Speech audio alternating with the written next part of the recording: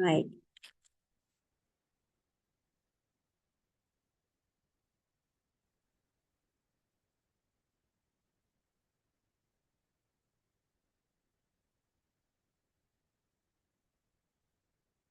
Okay, so balik tayo. Okay? So again, sabi ko nga, before kayo mag-trial, you have to make sure na clinic ninyo yung free trial for 30 days dito na button. Then you go to the Sole Trader. Okay? Meron tayo ditong Sole Trader na 1 pounds per month. You just the plan. Okay?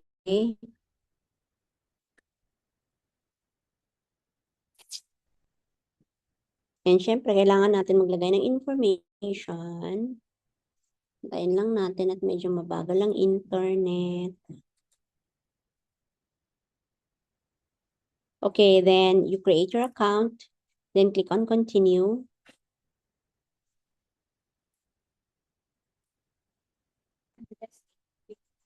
You can just put Kuwait City, no problem. Okay, tapos ilalagay nyo yung information ng card ninyo. Okay. So, syempre, mag-stop muna tayo ng share or mag-pause lang ako ng recording. Okay. So, lagay natin yung ating card number. Okay. 458. 5877085. Meron yan. Wala nga. Ayaw. Baka dun sa ano, sa una. Let me check ha, just a minute. Let me finish this.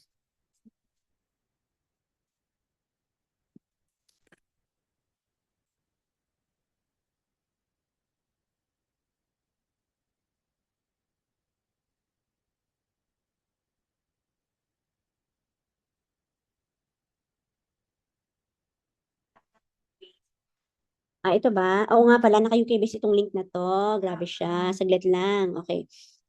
Ayusin natin ang live. Oo nga, naka-UK/UK kasi ito, guys. Okay.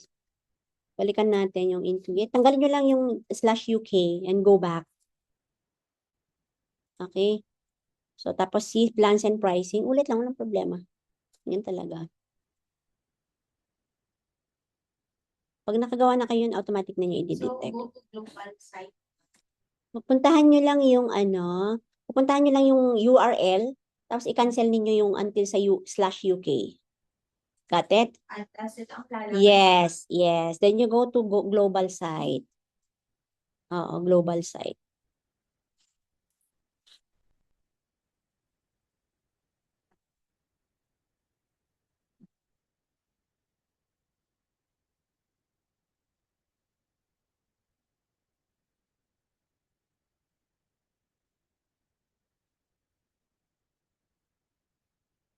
Okay na? Oh, again, huwag nyo kalimutan yung free trial. Oh, simple start tayo dito. Oh, US dollars naman to. Okay. Next week, i-discuss ko yung foundations ng accounting and bookkeeping para hindi kayo nga. Okay? Para maintindihan ninyo how it works. Kasi you have to have a basic foundation and knowledge sa accounting bago nyo magamit at maintindihan yung platform. Okay? But for technicality's sake, kailangan magkaroon muna tayo ng account para at least alam nyo kung saan yung ating mga dinidescribe sa lessons later on next week. So, i-discuss ko yung foundations ng bookkeeping at saka accounting para at least maintindihan ninyo yung mga concepts pag gusto nyo maging bookkeeper. Okay, it's fun naman, maganda. Mas, challenging. Hindi naman kailangang maging math wizard. Kailangan nyo lang maintindihan yung foundations. Okay?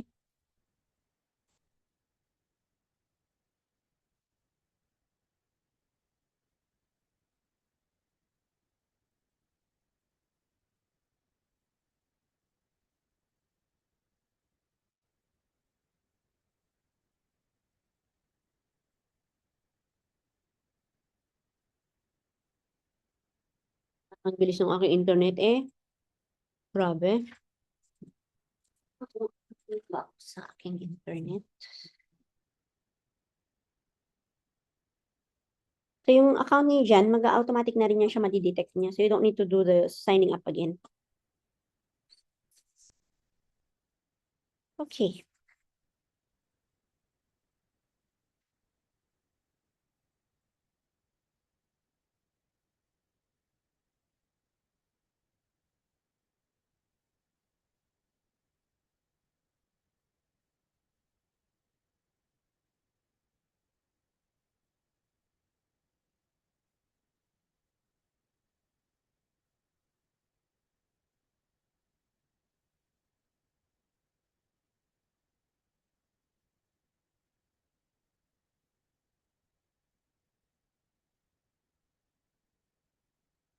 Oh, so, ay,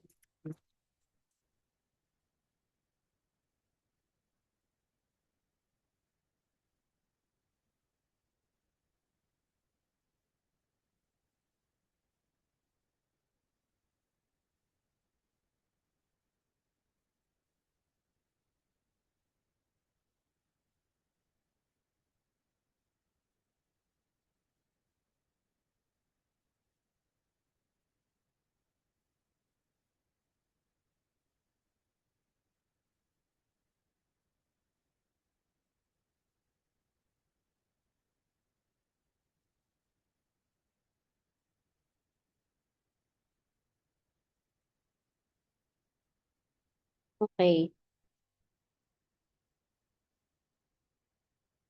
So, pag na-fill up niyo na yung details ng card ninyo, it will show you now yung setting up ng inyong account.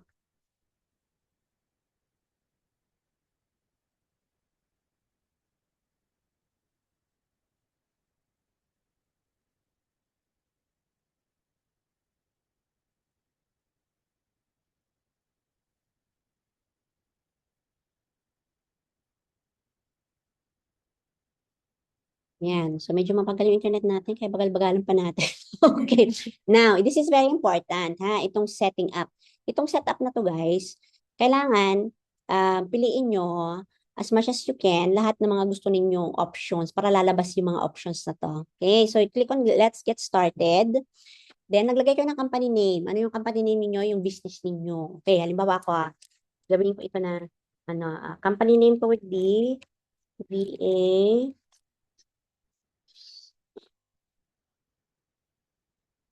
Kunyari lang. Okay? Kunyari lang. Okay. Gawa kayo ng sarili yung business. Pwede yung ginamit nyo rin sa social media nyo. Pwede rin yun. Okay? So, then click on next. Okay. Anong industry nyo? So, sabi ko sa akin, hindi ko alam kung anong gusto yung field. Sa akin, syempre, kung wala dito sa list, choose other. Okay? Sa akin, syempre, education. Okay? Right? So, importante yung industry nyo kasi according to that, they will create yung mga options para sa business. Business structure, ano to, sole trader. Okay? Sole trader lang piliin nyo. Okay? Then, click on next. Now, let's talk about your business. What's your role? Siyempre, ikaw yung owner. How many employees? Just the owner. Okay? Then, click on next. Yan. So, yun ang basics. Ngayon, tatanungin na kayo about linking your bank. Okay? Link a bank or credit card to start getting organized. Okay? So, you can do this one now. You can also do it later. Okay? But if you want to do it now, then you just click on do it first. Okay? So, pag sinabi mong do it first, ililink na niya yung account mo dito and you have to download or upload your statement of account. Okay? So, we can go to back if you want, but you can just click on find out more. If you wanna do as well itong invoicing, you can do this later. Ito naman, we can do this first muna kung gusto nyong ilagay na yung account ninyo. What you do is to download your statement of accounts, okay? and i-upload nyo dyan. Ngayon, since wala pa kayong statement of account na na-download, di ba, from your, siguro yung Philippine account nyo or whatever, pwede rin gawa na lang kayo kahit kung ayaw nyo naman na ipakita yung detail. Kasi kayo lang naman makakakita yan. Wala naman iba makakita. Kayo lang naman. So, walang problema. So, what you do is to download your statement of account for the month of July. Kasi yun na yung tapos yung July. Meron ng entries, no? Nagamit nyo naman na siguro yung card nyo for July. Now, later nyo na ito gagawin. You can click on skip now. We'll do that later. Okay? Yes, walang problema. Okay? So, just click on skip for now para hindi kayo mawindang. Okay? Mag-set up muna tayo ng account. So, just click on skip for now. Okay? So, ito ring mga receipt. Pag may mga transaction kayo, pag halimbawa kayo na CBA, sisend na kayo ng mga resibo ng client nyo. Kailangan nyo gawan ng invoice. So, dito, you can also skip that for now. But we will do that later. Don't worry. Gagawa pa rin tayo ng invoice. Okay? And, isi-set up din natin yan later. Just click on skip now. Okay na? Now, let's go to what you want to do in QuickBooks. Anong gagawin nyo dito? Siyempre, gusto nyo mag-send mag-send and track invoices. You want to track receipts and expenses. Lahat to gusto nyo, di ba? So, you choose all as much as you can. Para nandun lahat ng options. Okay? Then, you can go skip for now if you like, but you can click on next as well. Mas maiging next ang piliin ninyo. Okay? Para ma-set up na. Kasi ito importanteng foundation na naandun na ito. Mga tinatanong kayo, anong ilalagay ko sa interface ng QuickBooks mo? So, we have to check everything and click on next. Although you can do that later, but we have to do it now para makasave ng time. So, it's starting to fix you and it's all done. Let's click on let's go. After that, so, importante pa rin na marunong kayo mag-Excel kasi mag-upload din kayo ng Excel sheet or gagamit pa rin kayo ng Google Sheet, which I assume already you know kasi nagamit na natin ito doon sa Google Workspace activity. Tapos, ito na yung itsura. Ganyan na yung magiging itsura ng interface ninyo. So, you can see the name of your company here on top. Diba? Then, nakikita ninyo, nandito na yung mga, dito sa gilid, yung mga options ninyo as a business owner. Okay? Ayan. Yung mga reports na. Ito yung makikita nyo sa guide na ginawa ko. Alright? Ngayon, you will see here na meron ng parang nakalagay na something na amount. Okay? Kasi nakalagay na dito yung Kuwait Finance House kung meron kayo na ilagay. Pag wala pa yan, ibig sabihin, hindi nyo pa na ilalagay yung account ninyo. Hindi nyo pa na-upload yung statement of account ninyo. Or wala pa kayo nagagawang invoice, ibig sabihin, nagsa-start pa lang kayo. So, you will see that on the right side, meron kayo ditong ready to use na daw yung basic ng settings ninyo, etc. Now, if you're going to download the guide na meron ako dyan sa portal, alam nyo na kung ano yung unang gagawin ninyo. Okay, so what I want you to do is to go to the portal and i-download ninyo yung guide sa QuickBooks. Okay?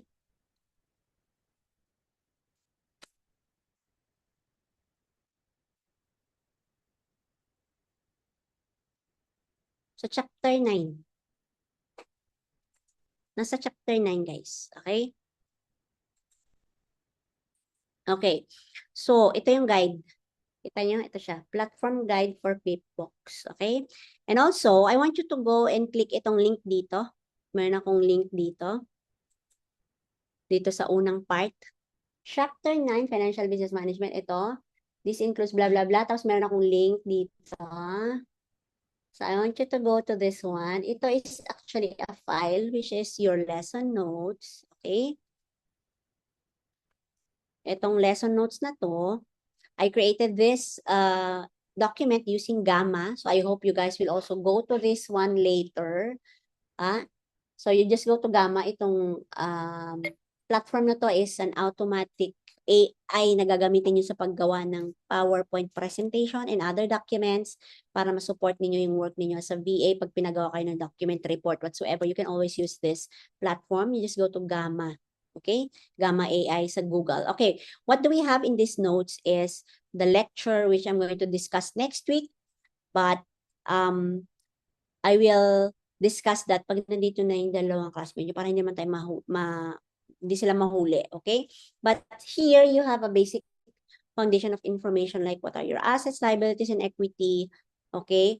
Pag sinabi mong assets owns property, properties owned by the business. So makikita ninyo dito, ang gagawin niyo sa QuickBooks is gagawa ng transaction. So for example, meron tayong, tingnan ko kung nailagay ko dito yung first transaction.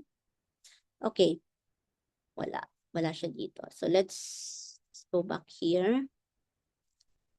Okay. So for example, ako si client. Tapos sabi ko, okay, we'll start your work today. And I want you to make a journal entry of the transaction we made today. So bukas is August 1. So yun ang start ng ating booking period, August 1.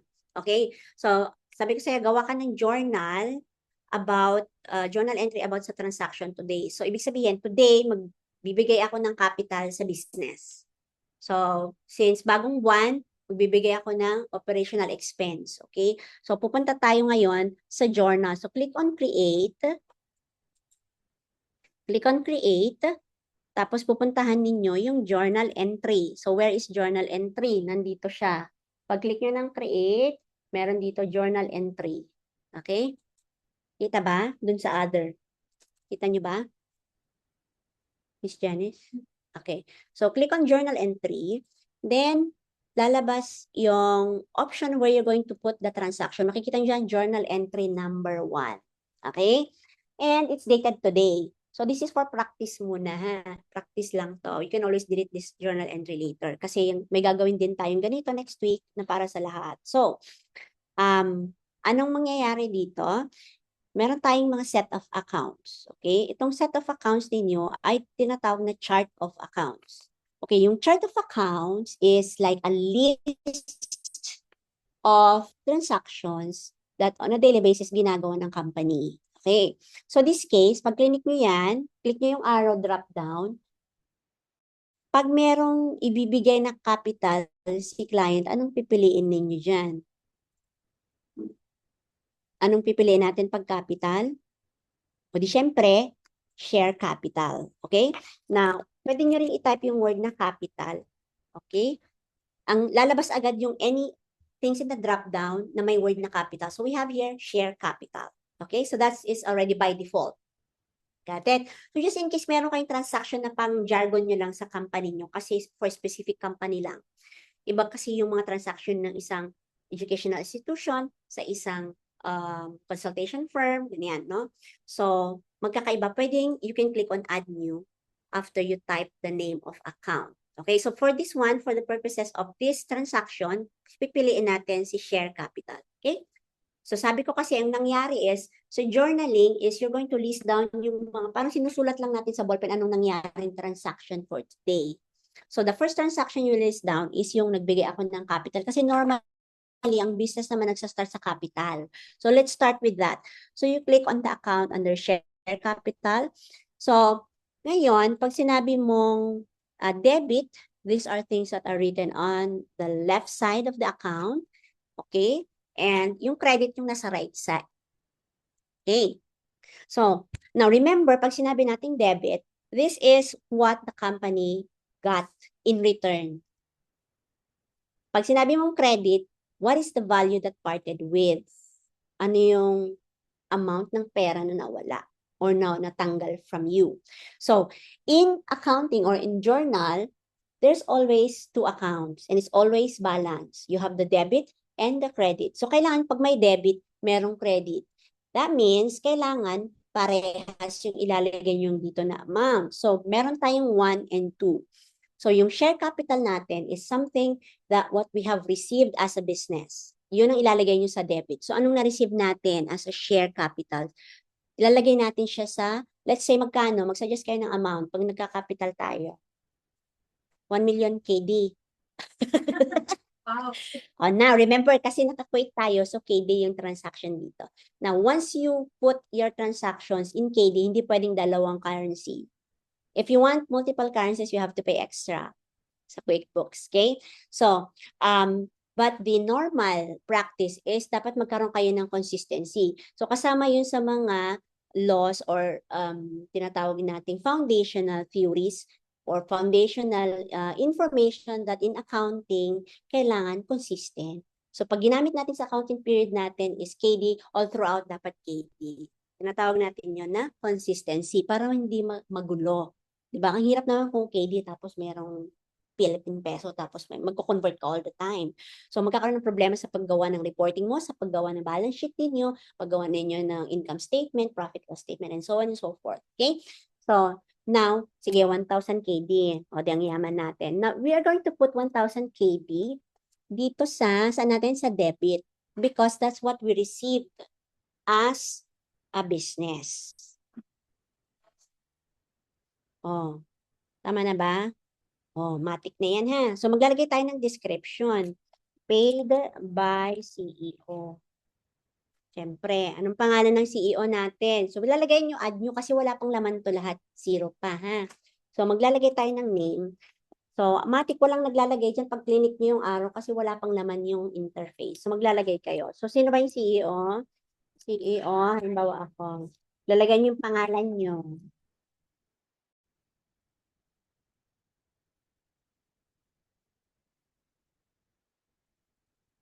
Okay.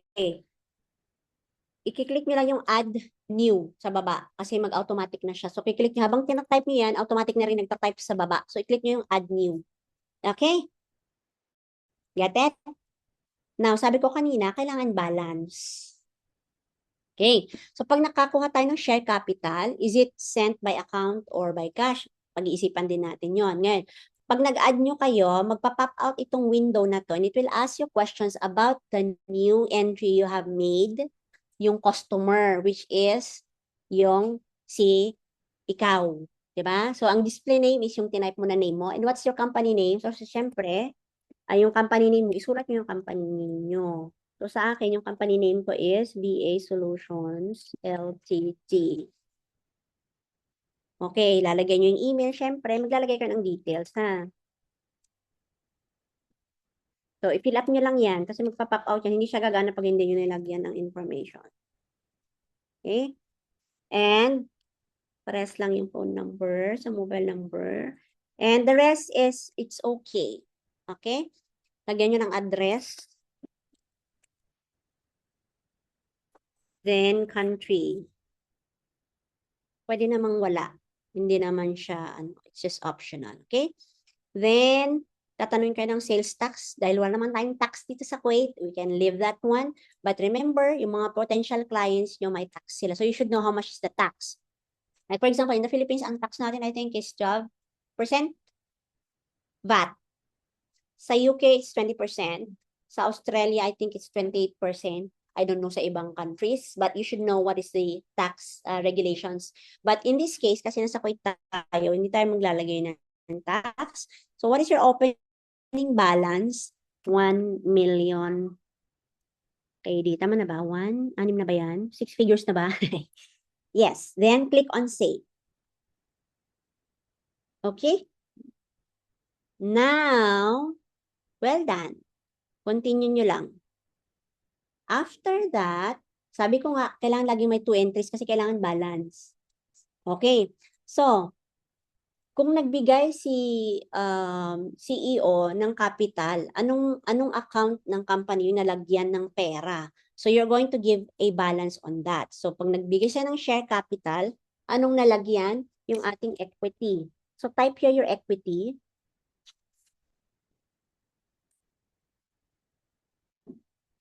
Or you can also put cash kung binigay niya in cash. Okay?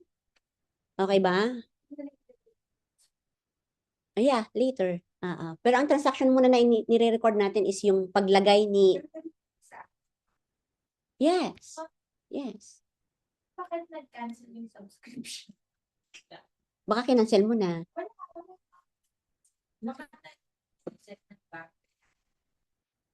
Bakit? Okay lang yan. Kung naka-trial ka naman, hindi mo problema. Your subscription period ended.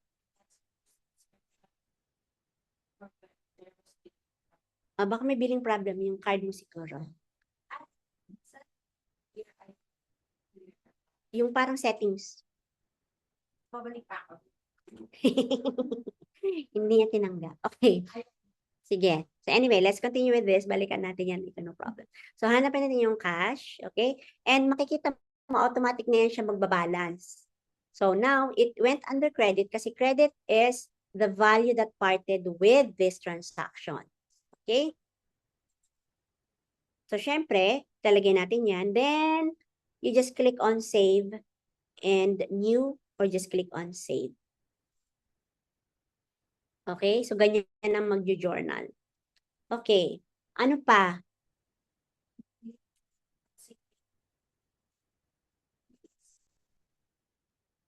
Okay na ba? So, ganun maggawa ng journal, ha? So, pause ko muna to. Okay na ba? Nasundan ba? Okay. What if, ano pa yung first transaction, pag ikaw si business owner, ano yung usually gagawin mo on the second day? Sabihin natin, bibili ng equipment. Okay. Kung ang gagawin mo naman as a business owner on the second day, so remember, di-delete natin itong mga journal entries later, ha? Para mag-start tayo ng malinis on August 1 next week. Okay. So, gagawa ulit tayo ng bago. So, we can click on save and new. So, bibigyan tayo ng new paper, kumbaga, bagong line sa ating journal. So, journal number 2, pag bumili ka ng equipment, anong ilalagay natin dito sa account? Siyempre, type mo equipment, no? So, lalabas naman na yung equipment dyan. So, you choose property, plant, and equipment, which is a fixed asset, which means a fixed asset is something that you don't have plans to sell within 1 year. Kasi gagamitin mo yan doon sa buong operations mo in 1 year. So, that's why it's called a fixed asset. Okay? Kasama dyan ang equipment, building, office, computer, laptop, etc. So, we can choose now here, property, plant, and equipment. And what did you acquire? Magkano kaya ang gagastusin mo dyan? 1,000K. Di 1 million yung pera natin. Saan natin, magkano gagastusin natin? Halimbawa, ano tayo, bili tayo ng equipment. So, syempre, ako kasi, my business is a BA Solutions Ltd. So, ang gagamitin ko lang siguro is internet connection siya ka laptop, di ba? Syempre, gagamit ako ng laptop. So, bibili ako ng laptop lang. So, magkano kaya yung laptop? Yung apple na ganito kalaki. Magkano kaya? Sige. 800. Sige, 800 carry. Then, description. Sige, lalagyan mo na lang. Mac iOS for Office. Ilang inches kaya yon? 50 inches. Charot. Kunyari lang, ha? Kunyari lang naman. Just for the sake of ano lang, ha?